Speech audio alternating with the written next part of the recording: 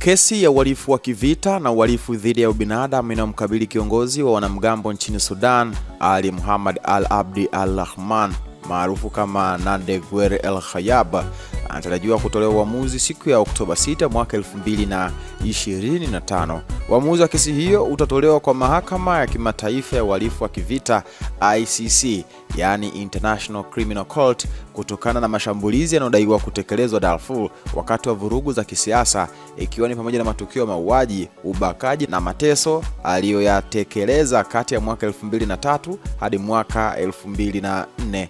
Kutokana na utendaji wa makosa hayo, inadaiwa kwamba alikimbilia nchini Jamhuri ya Afrika ya Kati baada ya serikali mpya ya Sudan kutangaza ushirikiano na ICC katika uchunguzi dhidi yake. Kiongozi huyo anadaiwa kuwa mshirika wa karibu na kiongozi aliyeondolewa madarakani Omar al-Bashir, ambaye anatafutwa na ICC kwa makosa ya mauaji ya kimbari.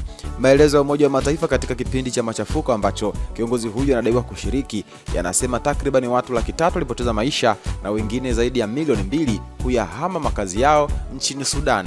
Hiki ni kipindi ambacho kabla Sudan haijatengana na Sudan ya Kusini, ambapo nchi hii ilikuwa ni moja na machafuko hayo yalitokea. Hivyo uamuzi kesi ya kiongozi wa wanamgambo Sudan itafanyika Oktoba 6 mwaka 2025.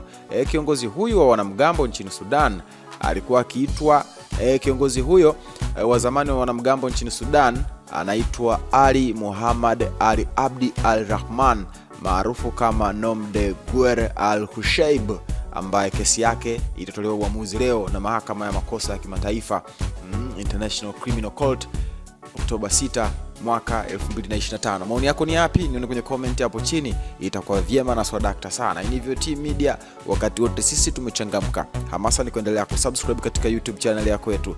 Subscribe, like, comment, share kwa ndugu jamaa na marafiki, ili siku zote wasiweze kupitwa na taarifa zote muhimu ambazo zinakuwa zinatoka kwetu.